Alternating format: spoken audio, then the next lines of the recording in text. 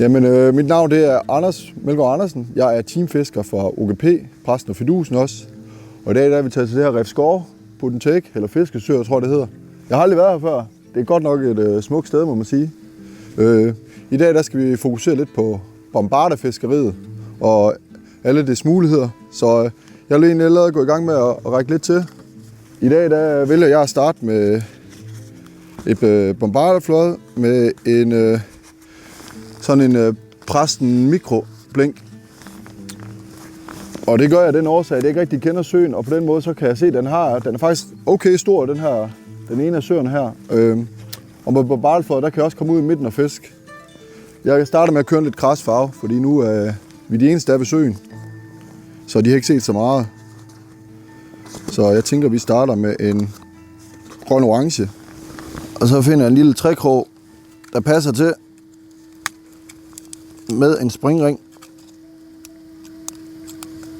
Og hvis man er i tvivl med sådan noget med størrelser, så er der et rigtig godt tip, som jeg ikke kender, det er, at når man har sin gennemløber, så kan man lægge trækrogen op, og den må ikke være bredere end blinket. Så den går lige ud til kanten, så den passer perfekt.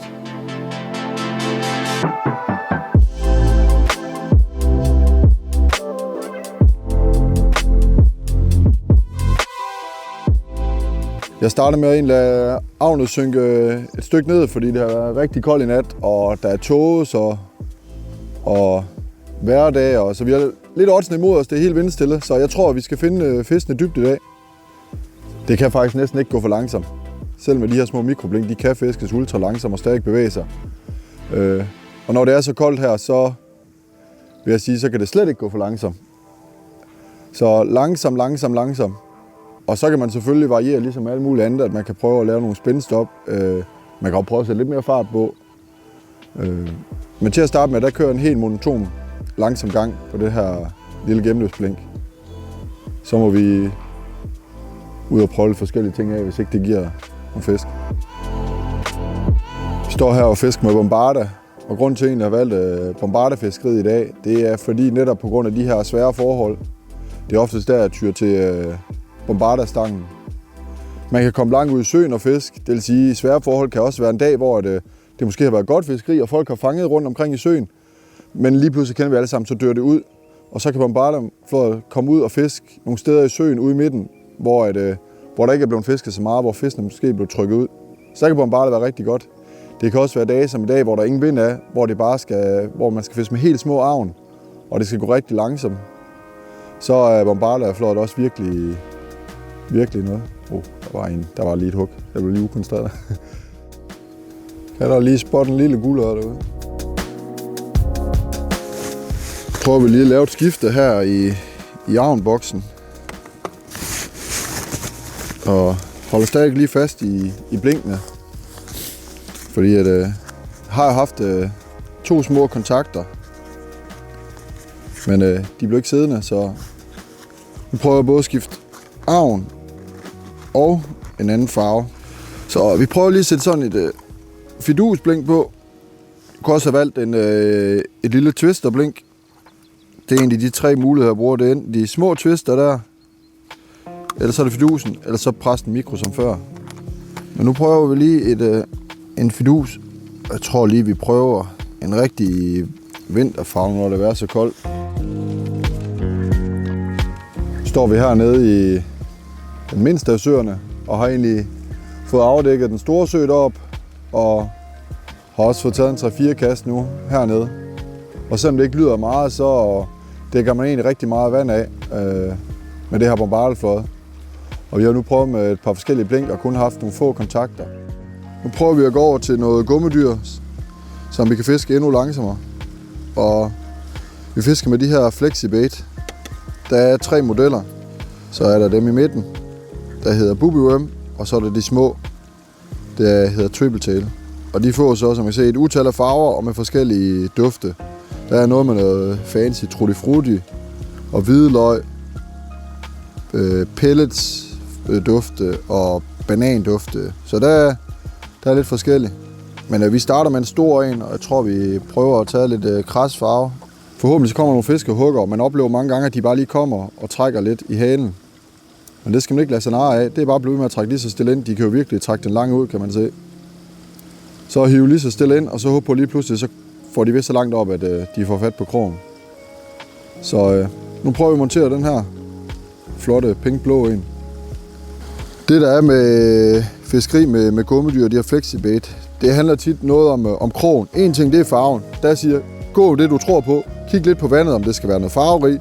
Er der fuld sol, og det er måske mere sky, så kan det være, der skal over en mere neutral farve. Men krogen, synes jeg, det er super interessant. Jeg fiskede til at starte med meget med gummidyr med, nu den her godt tungstenshoved på, men med en helt almindelig krog med et lille kroggab. Havde super mange kontakter, men synes jeg mistede for mange fisk på det. Så jeg sad og kiggede på nogle krog med noget større kroggab på. Man kan se her. Der er masser af plads til, at den kan komme op og få fat på krogen.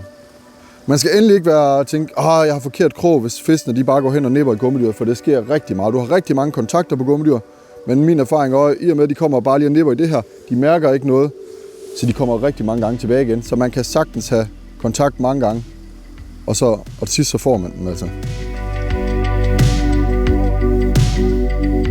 Så får kastet gummidyret ud, og i og med at vi ikke ser nogen aktiviteter, så lader den altså synke helt ned. Og fordelen med det her gummidyr og de her flexibait, det er, at de er flydende. Så potentielt set, så kan jeg faktisk bare lade den ligge derude og fiske den passiv, ligesom man fisker powerbait, og så kommer de hen og bider i den. Og det har jeg altså fanget flere fisk på. Men jeg vælger nu er den sunket ned, og så lave helt langsom indspænding. De virker til at være ultra forsigtige. Så langsom indspænding. Og jeg har også lige monteret et ekstra lille splithavl på, for at få den til at, nu når jeg begynder at trække ind, til at gå lidt dybere i vandsøjlen.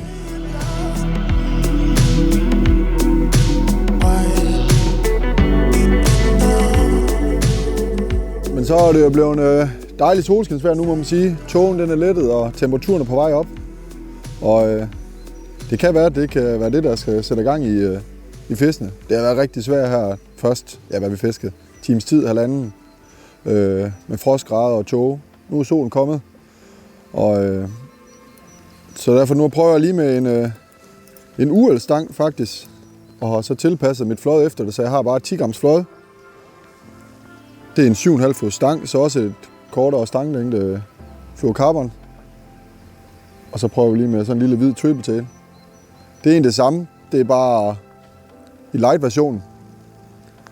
Og det kaster stadigvæk super fint. Så har vi lige lagt stange her med de flydende bombarder. Og vil prøve at fiske lidt dybere. Selvom en kan fiske ret dybt med et flydende bombarder, så er det prøve at gå hen og skrabe bund nu. Jeg kunne godt montere et bombarderflåde i noget forskellige dybde. Noget intermediate, eller noget semisynk, eller noget helt synkende. Men jeg kan godt lide at fiske på UL-grej, og der bruger jeg de her små, bitte bombarderflåder for skoldgear. Det her det er 6 gram, det er det mindste. Nu prøver vi næste lille trick, og det bliver altså en af de her påskeæg. Og nu tager vi lige den her fidus her fra påskeæg og pakker op her. Og der er en her, en guldfidus med noget glimmer og nogle hvide røde pletter. Og den har i hvert fald allerede givet meget fisk, så nu går vi ind for, at det er det, der skal til.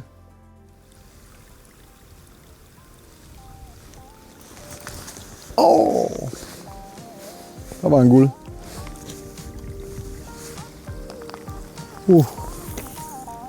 Sæt forsigtig så. Man kunne ikke engang mærke den hugge. Jeg kunne kun mærke lige, den lige blev lidt stram. Og så jeg strammet op, så kunne man lige se den lige vente. Den skubbede bare. Den tog den ikke ind, den bare hen lige slå til. Jeg kunne lige mærke det i stangspidsen. Der var den der. Så kom der endelig en fisk. Og det var sjovt. Jeg nåede lige at sige, at der var altså en, der lige var hen og slå til den. Og så gik der 10 sekunder mere, og så tog den altså. Og det er altså det her UL bombarderfiskeri med så 10 grams flydende bombarder, og så bare en lille stanglængdes forfang. Det er vel 2,5 meter eller sådan noget. Og så nu her der er det en lille fidus i påskeudgaven. Guld med noget røde pletter. Hvide røde pletter. Men fedt når det lykkes.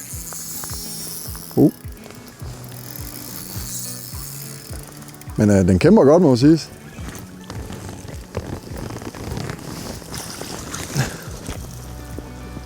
Der kom den. Nej, hvor var den vigtig. Fin regnbue på, hvad er den? Lidt over 1,5 kilo. 1,5-2 kilo. Fisket bag flydende bombarder på uheldsstangen. Og så med for enden sådan en lille fidus, guldfidus fra de nye påskeæg. Den er virkelig været tilkæmpet.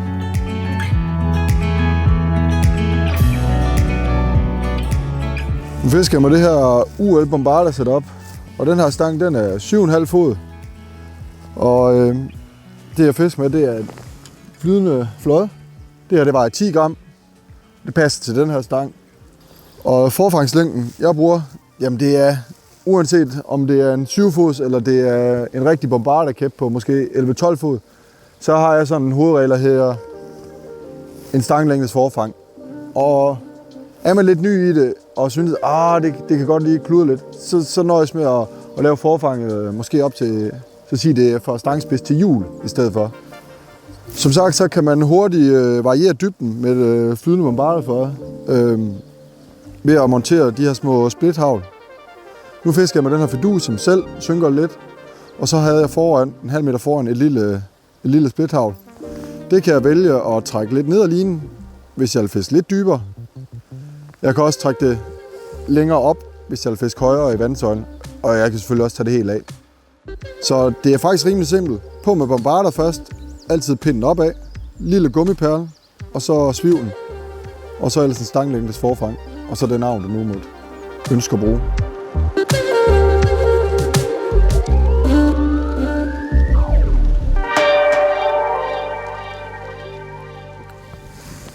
Jeg fisk. Første kast. Sådan. Det er hygge, hva'? Vi snakkede lidt om, at vi kunne lige sidde, og det gode ved bombardefiskeri der, man kan faktisk sidde og slappe lidt af med det. Og det var første kast, lige herinde på Flexibaiten i Pubi Worm sort orange. Kilo, halvanden måske.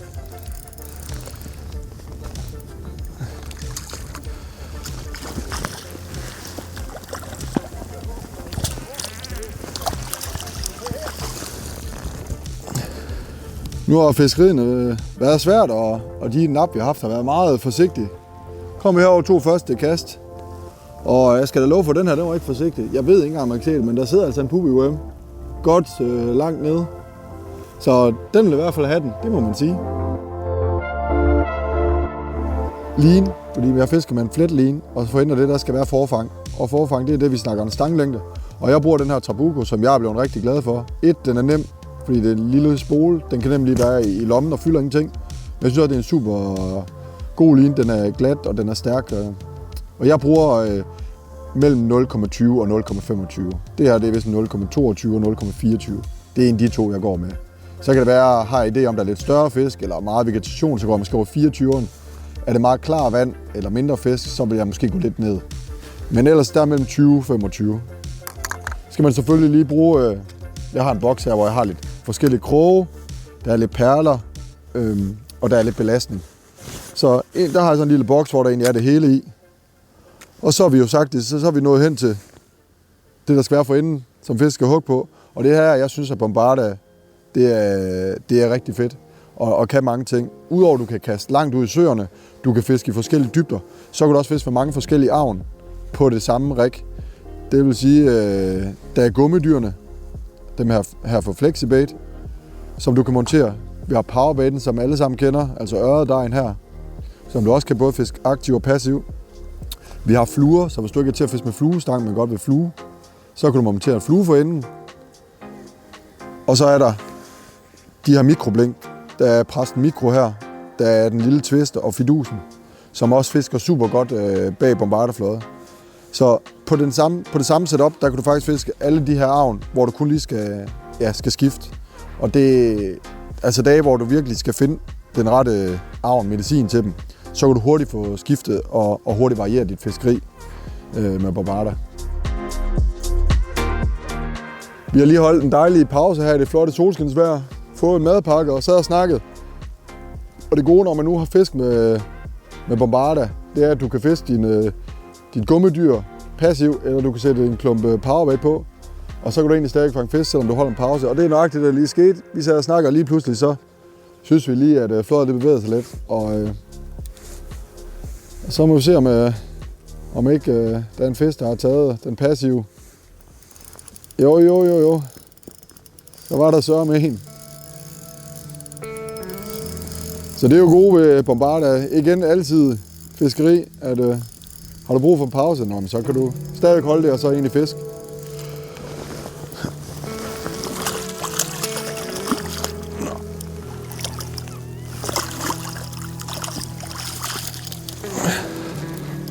Det var ikke jordens største, men den var der.